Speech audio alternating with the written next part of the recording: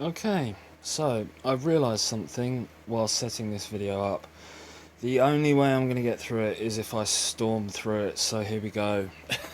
Let's dive in to fantasy movies. Krull on DVD. Excellent movie, love it. Real classic. There's the VHS version. As you can see, the beast in it, scary stuff. One thing I love about this movie is the glaive. As you can see, it features heavily on the DVD version, so yeah, that's really cool.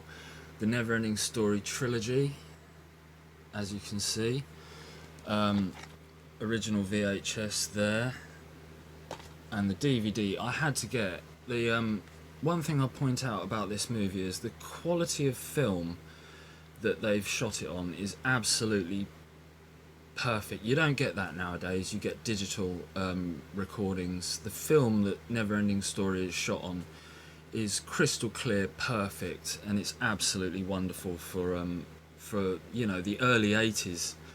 So yeah, moving on to the second one, I had to get the American version to get the original front cover that I was used to in the rental stores. You know, used to rent it quite often when there was VHS rentals.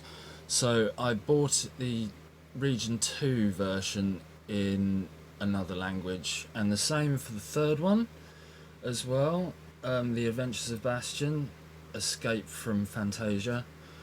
It's pretty good. The first one is obviously the best one, and yeah, it's this third one here. It's not recognisable, but that is Jack Black right there, and he's still in movies today, unlike everyone else that most of the actors and actresses that are in these movies don't see them in movies today. Still see Jack Black in everything, which is good. I like Jack Black, he's great. Willow, the brutal uncut version. There you go, and the Christmas Day version, which is cut.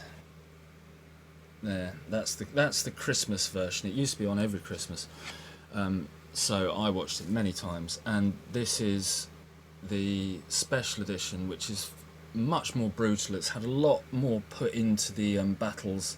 You see a lot more fighting, and yeah, it's.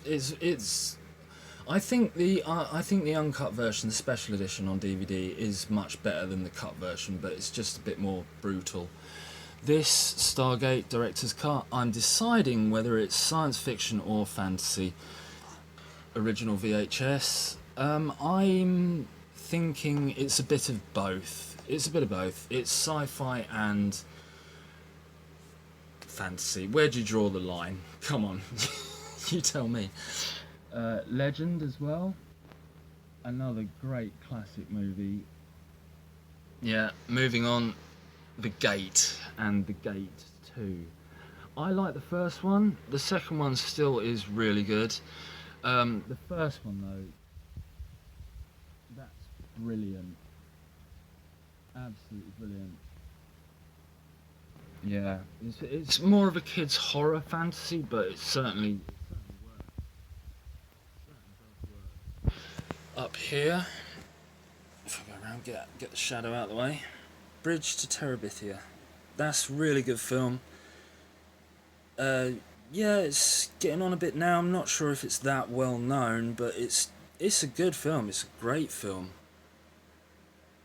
I think it's great. Yeah. Thief Lord, Bedknobs and Broomsticks. That's always a laugh. I did like the knights in armour at the end, brought alive by a magic spell. That was great. Thief Lord. It's a foreign film. It's okay. It's still a kids' fantasy movie. Let's move on. Laputa, Castle in the Sky. There you go. I used to watch that all the time when I was a kid. It's brilliant. The bad guy in it is voiced by the guy who did Luke Skywalker, so it's Mark Hamill. Does the voice of the main bad guy in this. Hawk the Slayer, getting a bit dated now, but it's still really good. I like it. I definitely like it. Moving on, Frog Dreaming with the kid from E.T. I used to watch that on TV when I was a kid and had no idea what it was. I couldn't remember what it was until I found it by accident, just for sale somewhere. Yeah, Frog Dreaming's great. It's a bit scary, as I remembered. Inkheart, it's a fairly good modern film, fantasy film. It's fairly good. Mirror Mask, very good. Really like Mirror Mask. It's definitely a great visual movie. Going with Krull, there are fantasy movies, which this is strange. This is dated now as well, just like Hawk the Slayer. But since when does anyone make a fantasy movie that's rated 18? I don't think anyone else has, because I haven't got another one. That's the only. Sword and the Sorcerer is the only fantasy movie I've got that is an 18 rated movie, and it's very dated, now. A favourite. I'm trying to get my shadow out of the way. There we go. That sort of works. Labyrinth. I couldn't, as a kid, I just couldn't get over Labyrinth. Couldn't get over it. Had to get both versions of it. Can't get my shadow out of the way. Let's move over here. Right, Dark Crystal. Yeah, the all puppet movie. It's not the Muppet movie, but it is Jim Henson. It's the all puppet movie. Everything is a puppet in this movie, and it's scary. Oh my god, is it scary? Those vulture things. Oh gosh. Moving on. Princess Bride, a classic, absolute classic fantasy movie. I love it, and the sword fighting in it as well. The fencing, absolutely brilliant. I couldn't believe it. Another favourite, Dolph Lundgren and Courtney Cox, Masters of the Universe. I love Dolph Lundgren. Love that guy. And he plays He-Man. Yes, dude. I'm in. I'm quids in on that. Monster Squad, a very scary kids movie. Very scary. I'm convinced it's total genius. Total genius. You can see how the good guys are armoured up, ready to fight the monsters. Moving on to Terry Gilliam fantasy movies, the two I've picked is The Adventures of Baron Munchausen and Time Bandits. They are both great. People say Time Bandits is absolutely brilliant and Baron Munchausen isn't as good. I say they're both as good as each other. The Adventures of Baron Munchausen is absolutely brilliant. Time Bandits is absolutely brilliant as well. Love it. Yeah, just absolutely great. Dragon Slayer as well. It has been criticised. I'm not fussy.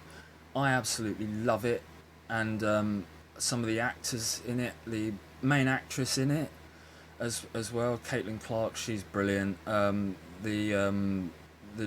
The guy in it as well, he's in some other movies I've got. Peter Nichol, he's absolutely great. I love Dragon Slayer. Flash Gordon, yeah, I'll give it a chance. I'll give it a chance. It's pretty good. Again a bit dated. So you know, but yeah, I'll give it a chance. I prefer Dragon Slayer. I prefer all of these compared to Flash Gordon, but it's still okay. So I told you, how am I going to get through this? Right, The Adventures of Narnia TV series, and the only movie worth mentioning, the first one, The Lion, the Witch and the Wardrobe. This one has 4: Lion, Witch and Wardrobe, Prince Caspian, The Voyage of the Dawn Trader, and The Silver Chair. The Silver Chair, basically, Disney didn't even bother with. They just made the first 3, and the only one that was any good was the first one. Forbidden Kingdom, the front cover completely fools you to what it is. I didn't think much of it.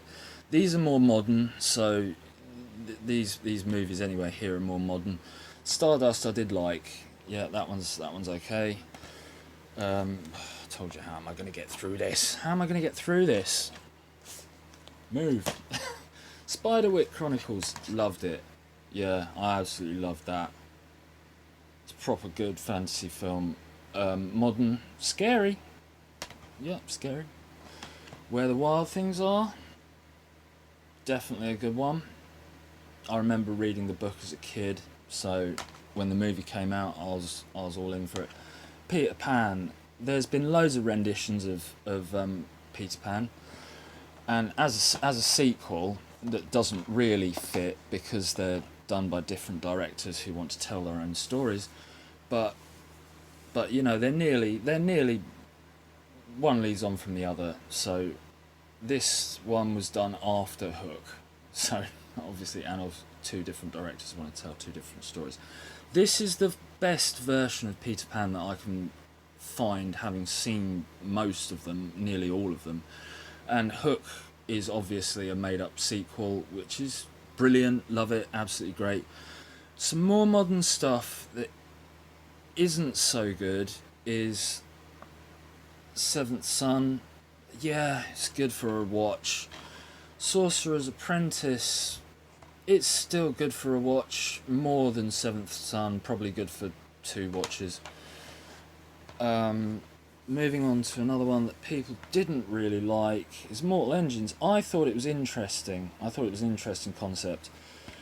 The Tin Soldier, no one knows about this, and probably rightly so. I watched it once and never bothered watching it again. It looks fantastic from the front cover, but yeah, it's just one of those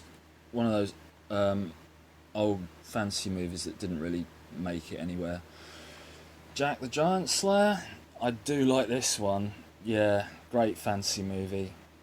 So yeah, that's Jack and the Beanstalk basically, but they can't call it that because they need to be modern. So how did I get through all of that? Pretty terribly. Made a right mess. Honestly, the I've torn the collection apart, like putting all that together. Now the last thing I'm going to mention before I go is the latest modern fantasy movie, How to Train Your Dragon, and it's excellent. I love it. I absolutely love it. I've watched it. Okay, I'm going to admit it. I've watched it 100 times since January. Like 100 times. Must be. I just had it on repeat for weeks on the DVD player. Just had it on repeat. Every time I got home, I just used to hit the DVD on button and just basically just let it play, loop. Just loop the movie. Just watch it over and over again. Whenever I'm not doing anything. I'm usually busy, but still must have watched it 100 times. The best, everyone's probably seen it. The best movies here definitely are Time Bandits, Dragon Slayer, Krull, Neverending Story, Willow, and The Gate. Looking around, Laputa, yeah, come on. Labyrinth, yeah. Princess Bride, Masters of the Universe. Yeah, definitely. They're the best ones anyway. Okay, that about wraps it up. For the fantasy movie collection. I didn't realise how many I had, and I just made a complete mess of this video and my entire living room putting it together.